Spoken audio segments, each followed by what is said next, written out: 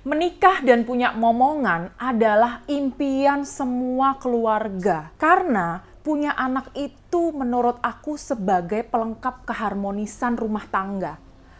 Guys, banyak keluarga yang belum bahkan susah banget punya anak. Welcome back with Harta Tahta Neta di Dasar Wanita.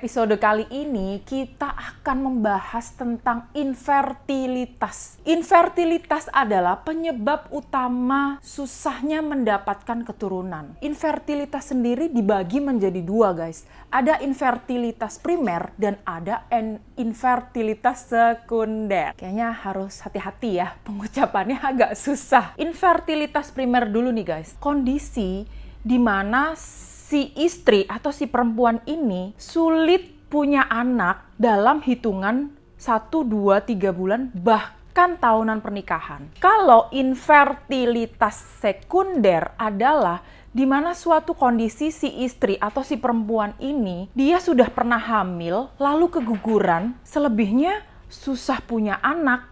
Wah, satu lagi guys, ini juga nggak kalah penting. Banyak rumah tangga di luar sana selalu menyalahkan bahwa oh, cewek aja nih yang nggak bisa punya anak, padahal gue sehat-sehat aja. Nggak seperti itu faktanya, guys. Infertilitas juga bisa terjadi kepada si pria. Jadi, guys, spermanya sih masuk, tapi kalau tidak bisa membuahi, gimana mau jadi anak, guys? Tim gue lebih paham kayaknya. Nah, sekarang kita mau bahas ke penjelasan yang lebih deep lagi, guys. Hari ini ada Dr. Hendra Surya Ratsmawan, SPOG, spesialis kandungan. Halo dokter, silakan masuk di Dasar Wanita.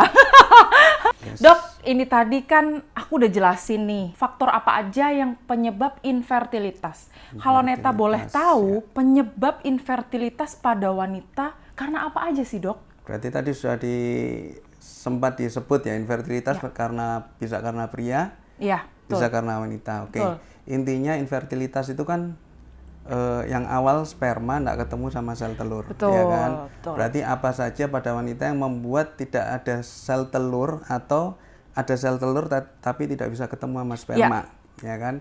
Macam-macam. Jadi yang paling sering itu adalah sel telur itu tidak muncul. Kan kita tahu nih wanita setiap bulan itu pasti menstruasi. Okay. Biasanya 14 hari sebelum menstruasi itu selalu terjadi ovulasi. Ya, itu kalau tidak terjadi ovulasi maka tidak bisa terjadi kehamilan. Nah, apa saja yang menyebabkan tidak terjadi ovulasi? Macam-macam. Salah satunya adalah penyakit pada wanita itu sendiri. Penyakit itu macam-macam lagi. Ada penyakit endokrin. Penyakit endokrin itu misalnya wanita itu mempunyai penyakit diabetes. Wanita itu mempunyai penyakit hipertiroid. Pernah dengar hipertiroid ya? Hipertiroid itu kelenjar yang ada di leher gitu ya, Dok? Biasanya ciri-cirinya dia itu makannya banyak tapi nggak bisa gemuk-gemuk. Atau kadang-kadang tangannya tremor. Atau kelainan di kepala, di otak. Misalnya tumor pada otak. Itu juga menyebabkan hormon di otak terganggu, tidak jadi ovulasi. Habis itu pada wanita itu sendiri, pada sel ovariumnya itu bisa jadi kelainan namanya PCOS. Ini paling sering PCOS ini. Nah, itu tadi dok, sempat yang kita lagi tanyain ya, sempat disinggung ya, PCOS ini paling sering terjadi. Terutama pada wanita-wanita yang overweight atau obesitas. Bukan berarti yang nggak overweight nggak bisa ya, tapi paling sering pada wanita yang overweight atau obesitas. Itu dia tidak muncul sel telur. Ada lagi sel telurnya muncul, tapi nggak bisa ketemu sperma. Kenapa? Ada pembuntuan salurannya.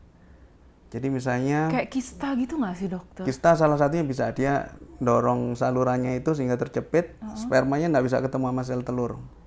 Atau pernah infeksi, ada keputihan, terus infeksinya itu naik ke atas, terus naik, terjadi penyempitan juga di salurannya, terjadi pembuntuan. Sehingga sel telur ada, sperma ada, tapi nggak bisa ketemu. Nggak bisa ketemu. Ya. Atau ada lagi, ini spermanya mau naik nggak bisa karena apa? Lendir di daerah serviks atau vagina kental banget. Oh, oke. Jadi hubungan kan sperma keluar di daerah vagina itu mau naik ke atas itu nggak bisa. Karena kental, nggak sampai atas ya. Beberapa sih seperti itu. Oh, pantas dok. Ini kita ngomongin masalah, ini adik saya sendiri dokter. Jadi adik saya ini kan baru menikah. Lalu dia ini terdeteksi kista.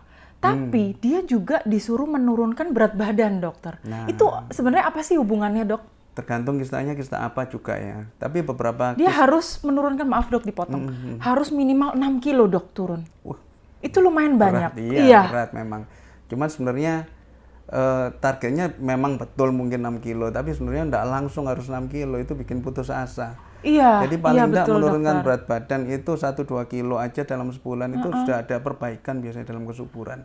Nah, itu wanita gemuk itu apa sih, kenapa kok mengganggu hormonnya? Karena gemuk itu kan wanita itu menyimpan itu loh, sel-sel lemak. Biasanya di perut, di bokong atau di sini itu ya kan wanita. Dok, nah, sel-sel lemak itu di dalam tubuh dirubah menjadi kolesterol. Kolesterol dirubah lagi menjadi hormon estrogen. Nah, ini kalau tadi estrogen juga ada tuh dok pembahasan saya. ada ya? Sudah ada semua, ngapain saya kesini.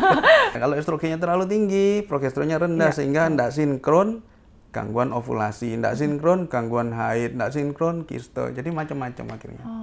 Tadi kan dokter udah jelasin infertilitas yang terjadi pada wanita. Sekarang apa sih dok infertilitas yang terjadi pada pria itu? Pada pria, iya. Jadi kalau yang satu pasangan yang sudah menikah, dia dalam setahun tidak hamil dan sudah berhubungan secara normal itu kira-kira 2-3 kali seminggu. Sampai dalam setahun belum jadi kehamilan, baru kita bilang itu pasangan itu mengalami infertilitas. Pasti dong infertilitas karena ada dua, pasti ya kalau enggak ini atau dua-duanya penyebabnya. Makanya kalau sering datang ke praktekan itu kadang-kadang yang laki itu agak-agak apa ya, kamu aja yang datang ke praktekan. Si cowok kadang nggak mau kan dok. Atau mungkin dia pernah menikah sebelumnya, sudah pernah punya anak, dia merasa aman-aman aja, si wanita ini suruh. Padahal belum tentu, walaupun sudah pernah punya anak atau menghamili orang, ini tetap harus dicek karena 1-2 tahun bisa berubah. Nah, kalau pada pria itu sebenarnya yang dilihat cuma spermanya aja. Ya kan? Spermanya aja. Jadi sperma itu kalau diperiksa bisa jumlahnya kurang, sedang, cukup atau banyak ya, dari jumlahnya. Terus dari bentuknya, ada yang macam-macam, ada kelainan bentuk. Ada lagi dari geraknya. Kalau jadi semua normal tapi geraknya pelan, sperma itu tidak akan pernah sampai ke atas juga. Nah, itu penyebabnya biasanya hormonal. Hormonal itu juga dipengaruhi oleh otak. Di otak di pria ya, macam-macam, dia mungkin ada kelainan di otak atau penyakit yang tadi saya bilang bisa juga pada pria memengaruhi hormon. Lalu pabriknya, telurnya. Sel telurnya sih. Bukan. Orang laki kan punya telur. Pabrik. Telurnya 2. Kita bilang testis. Testisnya itu ya. Kalau testisnya bermasalah, pabriknya jelek, otomatis dia tidak bisa memproduksi sperma dengan baik. Atau dia pabriknya bagus, tapi salurannya yang keluar itu jelek. Misalnya ada varikokel dan lain-lain, itu juga tidak bisa. Makanya harus dicari penyebabnya, apa karena hormonal, apa kelainan di pabriknya, atau distribusinya. 3 itu. Nah, ini perlu datang. Kalau laki biasanya bukan ke dokter kandungan, ke dokter androlog. Itu untuk cek sperma itu ya dok? Ya, cek sperma. Kalau ada kelainan, biasanya kita konsultasikan ke dokter andrologi. Dokter andrologi nanti akan melihat, oh masalahnya di sini-sini, perlu operasi baru ke dokter misalnya urologi dan lain-lain. Dok, pabriknya kan kalau misalnya normal kan pabriknya ada 2 nih dok. Iya. Pabriknya cuma 1. Nah, ya kalau pabrik cuma 1 ya itu tadi kemungkinannya untuk hamil menjadi lebih sedikit lagi. Jumlahnya kan jadi kurang. Oh, harus dijumlah ya dok. Iya. Dok, kalau laki-laki sama nggak sih kayak perempuan? Kalau perempuan kan tergantung usia gitu loh dok. Kayak semakin tua, betul. semakin susah gitu. Kalau cowok ada nggak sih dok? Kayak gitu? Oh sama ya dokter? Oh, cuman yang drastis itu wanita. Sel telur wanita. Tahukah Anda? Tahu enggak? Tujuan saya mengundang dokter ke sini, tahukah dokter? Jadi, tahukah Anda bahwa jumlah sel telur itu terbatas pada wanita? Jadi pada waktu masih di sebagai embrio janin, dia itu banyak sekali sel telurnya pada wanita. Dia ada 7 sampai 8 juta sel telur, folikel istilahnya. Lahir dia tinggal 1 juta karena melewati proses-proses. Begitu pertama kali wanita haid, namanya menarche, itu tinggal 400 sampai 500 ribu sel telur. Dan setiap bulannya berkurang begitu. Sehingga tambah lama tambah turun drastis. Nah, turunnya itu drastisnya pada saat usia 35 tahun. Nah, makanya kenapa pada saat di atas 35 tahun akan tambah susah untuk hamil gitu. Itu jawabannya. Iya, termasuk even kita melakukan tindakan reproduksi yang berbantu ya, misalnya dengan inseminasi, dengan bayi tabung. Semakin tua usia kehamilan, maka persentase keberhasilannya semakin turun. Berarti nikah muda itu bagus ya, Dok? Yang paling baik itu antara 20 sampai 35 itu 20 sampai 30 itu sel telur bagus. Berarti sebaiknya memang sebelum 35, 31, 32, 33 itu juga udah mulai susah ya, Dok? Iya, sepertinya. Benar. Dan sekarang ini semakin majunya semakin majunya teknologi. Semakin majunya teknologi dan orang sekarang cenderung wanita itu wanita karir. Aku enggak pengen punya anak sampai umur 40 dan lain-lain. Betul banget. Dan ini terjadi sudah lama di luar negeri dan sekarang sudah banyak di Indonesia.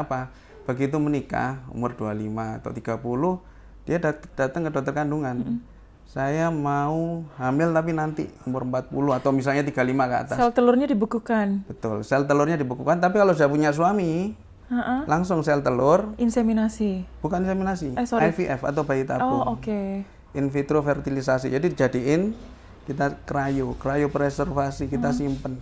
Udah nanti usia 36, 37 ingin hamil dimasuk. Ini banyak sekarang. Iya, seperti artis tit. Gitu. Artis tip.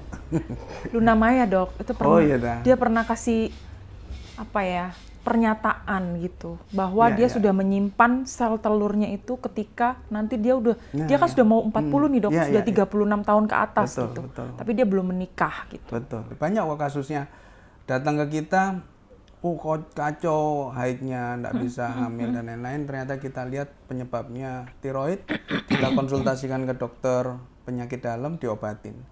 Datang 2-3 bulan itu sudah hamil. Kayak gitu. Obesitas. Sebelum kita treatment, ayo turunkan berat badan. Tapi lihat umur dulu ya tadi ya. Kalau masih umur-umur 20, 22 santai dulu. Olahraga, rubah cara lifestyle ya. Cara makan, hindari yang ini. Kadang-kadang tanpa obat, ya itu kembali sudah dalam kondisi hamil. Oke, Dok, Neta cut sebentar ya, Dok. Kalau misalnya nih, ini ada temen Neta, usianya sudah 31, 32 tahun. Tapi dia olahraganya kenceng banget, dokter. Dan baru mau menikah.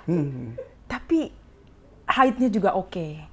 Bisa-bisa kan siklus haid 1 sampai 8 hari nih dokter bilang, ini dia bisa 4 hari itu masih kenceng gitu, dokter. Deres lah kalau orang Jawa ngomong gitu kan. Terus olahraganya seminggu bisa 3-4 kali nih, Dok, intensitasnya. Menurut dokter gimana sih itu, Dok? Terus makanannya juga diet sehat, nggak pernah makan yang lemak-lemak jahat kayak gitu-gitu tuh, Dok. Selama itu masih proporsional ya, itu masih bagus. Badannya bagus, Dok, proporsional. Iya.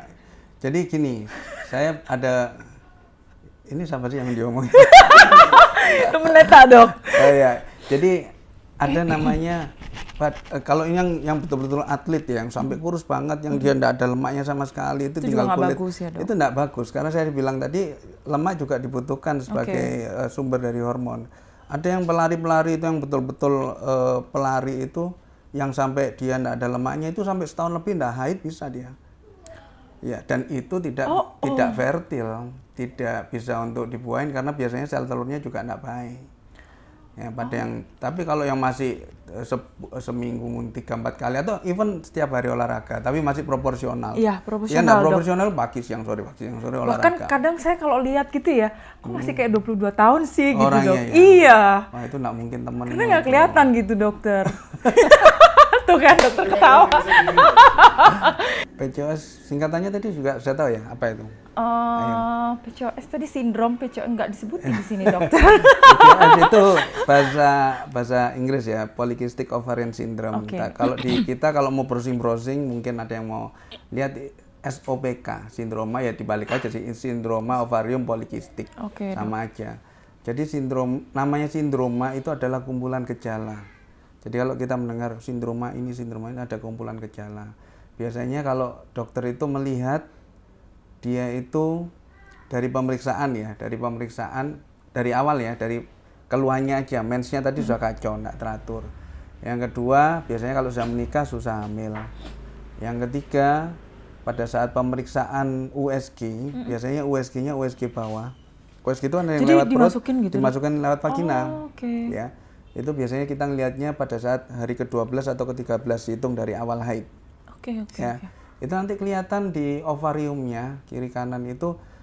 Pada saat hari ke-12 atau ke-13 biasanya ada folikel yang akan terjadi ovulasi. Folikel itu suatu buletan, kalau kita lihat dari USG, buletan isinya cairan, itu akan pecah, dari buletan itu keluar sel telur. Itu biasanya cuma 1 atau 2. Nah ini kalau PCOS, dia kecil-kecil, banyak tapi kecil-kecil. Kecil-kecil, jadi kalau di USG kelihatan folikelnya kecil-kecil, banyak, kayak mutiara dia bilang gitu ya. Kiri kanan berarti ini arahnya sudah ke PCOS. Nah itu tadi. Dan biasanya dia diikuti dengan hiperandrogen. Jadi kalau pernah melihat wanita yang maaf, enggak semua sih, tapi ini salah satu ciri gitu berkumis ya. Oh, jadi rambutnya lebih banyak gitu. Rambutnya banyak. Terus ada juga wanita yang rambutnya jarang di atas botak. Aku kira banyak nih, soalnya rambut aku kebanyakan. Enggak, kalau banyak di atas enggak. Ya. Tapi normal ada ya, juga wanita yang rambutnya jarang-jarang kelihatan, padahal umurnya masih muda. Itu androgennya biasanya tinggi banget. Dan mudah berjerawat. Ya enggak semua juga berjerawat, enggak semua, maksudnya semua dipas-pas enggak. Cuman ya itu kalau hiperandrogen ya itu. Ada berkumis, kadang-kadang kelihatan tebal gitu, berkumis, berjerawat, terus rambutnya kadang-kadang ada kebotakan gitu, gejala kebotakan, berandrogen, dan biasanya gemuk atau obes atau overweight. Nanti kalau mau ngecek pakai BMI, Body Mass Index. Nanti kalau mau browsing BMI kalkulator gitu aja ya, masukin ke Google atau internet, BMI kalkulator, kita masukkan tinggi badan kita, berat badan kita, nanti keluar. Iya dok, sering itu BMI. Sering ya, kan nanti keluar berapa persen. Nah nanti kelihatan, oh ini obesitas, ini overweight, obesitas beresiko. Harus ada di minimal berapa gitu kan dok? Maksimal berapa gitu dok? Betul. Kita banyak lemaknya, kolesterol, artinya makanan yang bisa memicu itu juga akan berpengaruh, junk food, makanan goreng-gorengan. Makanan yang memicu estrogen, misalnya kedelai itu ya, terlalu banyak, itu juga bisa. Jadi bisa panda itu ya memang tergantung usaha, doa, dan ikhtiar ya dok. Pasti ya. Cuman gimana kita bisa tahu bisa panda kalau kita tidak usahakan. Jadi mungkin ada yang, waduh, umur saya mungkin mendengarkan ini ya, umur saya sudah 45, sudah mungkin lah. Jangan, tetap usahakan datang ke dokter kandungan. Nah, dokter kandungan atau dokter obstetri ini sendiri ada beberapa subspesialisasi. Jadi cari yang memang kalau memang sudah susah enggak tertangani, cari yang subspesialisasi yang infertility. Biasanya konsultan fertilisasi dan endokrin biasanya begitu. Datang aja ke sana, nanti akan dicari penyebabnya. Dan biasanya si dokter ini akan melihat sesuai dengan kondisinya. Jadi, umurnya segini, sel telurnya kira-kira segini. Biasanya periksa lab dan lain-lain, diperiksa semua, nanti akan diputuskan. Oh ini masih bisa dicoba dengan cara konvensional. Oh ini harus langsung inseminasi. Oh ini enggak bisa, harus langsung ke IVF atau bayi tabung. Itu nanti akan di-assess dulu sama dokter kandungannya. Itu yang paling penting. Jadi temukan orang yang tepat. Artinya kalau begitu jangan datang ke dukun atau kemana ya, datang ke dokter kandungan. Dokter kandungan yang ada spesialisasinya seperti itu gitu. Dokternya gaul juga ya. Jangan datang ke dukun guys. Datang ke rumah sakit dan dokter yang tepat. Kalau nggak tahu langsung aja ke dokter Hendra. Oke dok, terima kasih udah datang, udah ngasih penjelasan detail tentang infertilitas. Mungkin dokter ada pesan buat penonton setia Dasar Wanita dok? Pesan-pesan terakhir nih dok. Pesan-pesan terakhir, enak sawangannya. Jadi take home message ya, lebih ke take home message. Take home message itu setelah kita menerapkan yang tadi dan lain-lain, kita ngalor ngidul kemana, yang penting begini, kita harus tahu, kenali apa aja yang normal pada diri kita. Karena apa? Kalau kita nggak tahu yang normal, pasti kita nggak akan tahu deh ini normal apa enggak, abnormal apa enggak, kapan kita harus periksa ke dokter. Jadi kayak haidnya tadi itu, haid normal itu kayak gimana sih? Terus setelah menikah berapa tahun sih saya harus ke dokter? Itu harus kita kenali. Dengan cara apa ya? Banyak. Kita sekarang sumber informasi banyak, bisa dari model podcast seperti ini atau dari browsing di internet. Dok, maaf dok, saya potong. Enggak apa-apa, Satu dipotong lagi, terus dok. silakan. Enggak. Dok, Ya. misal nih, cowok cewek mau nikah. Perempuannya berusia di atas 30 tahun, 31 gitulah dok ya. Dengan ya laki-laki kan bebas ya dok, bisa 38, bisa 37. Sebelum menikah si cowok ini nggak yakin nih, karena dia berpikir, aduh cewekku udah umur segini, ntar jangan-jangan gue nikah terus gue nggak punya anak. Bisa nggak dok? Maksudnya ngecek duluan sebelum Nggak bisa, karena penyebabnya Iya sih, dok, banyak ya. itu. Iya. Ini pertanyaan aku pribadi Iya, sih. nggak bisa dicek apa, karena ya tadi itu multifaktorial penyebabnya. Nggak bisa. Berarti kalau misalnya dicek terus amit-amit, terus ada apa-apa berarti nggak jadi nikahin Biasanya- gue dong loh. Ya nggak apa-apa, cari yang lain. Jujur banget. Jadi yang biasanya dicek namanya premarital checking di lab itu biasanya laboratorium. Ada enggak penyakit-penyakit yang misalnya si wanita ini kalau ada suatu penyakit, pria ini ada penyakit, kalau nanti punya anak akan berakibat fatal. Oh itu aja mungkin ya dok yang ya, kayak sebelum gitu-gitu, menikah ya. Oh biasanya oke. datang ke lab mereka sudah punya kok listnya apa aja yang harus diperiksa pria Oh oke wanita oke itu. oke dok, lanjut. Ya, jadi kembali take home message tadi, Ya. kenali kondisi-kondisi normal kalian, terus kenali juga kapan harus datang ke dokter, dan jangan malu datang ke dokter, karena kadang-kadang orang itu kan begini, apa namanya, wah aku ini nggak bisa hamil, nanti malu harus sembunyi Iya segala betul dok. Nggak apa-apa, datang aja ke dokter dan pasti ada sesuatu, ceritakan semua. Oke. Dokter itu pasti dia punya kode etik, dia menyimpan semua yang apa pasien itu sampaikan ke dokter. Dok, saya dulu pernah begini. Kadang-kadang yang laki keluar dulu ngomong ke dok, ternyata saya dulu pernah begini, yang wanitanya nggak mau tahu, yang lakinya nggak mau tahu. Itu bisa, nggak apa-apa. Karena kan tujuannya kita bukan mencari siapa yang harus disalahkan, tapi mencari pemecahan masalah. Solusi ya dok. Solusi. Betul. Itu sih. Jadi pesan saya, kenali kondisi Anda, kondisi normal, dan jangan takut datang ke dokter. Oke, wah seru banget penjelasan Ya. kali ini. Aku juga dapat ilmu. Terima kasih Dokter Hendra. Sama-sama. Oke guys, kalau dirasa video ini bermanfaat, feel free guys. Kalian bisa share ke kerabat, ke teman, ke saudara. Terserah. Oh iya dok. Jangan lupa dok.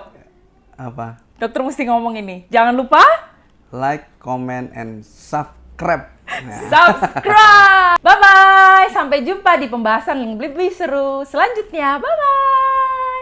Thank you dokter. Sama-sama.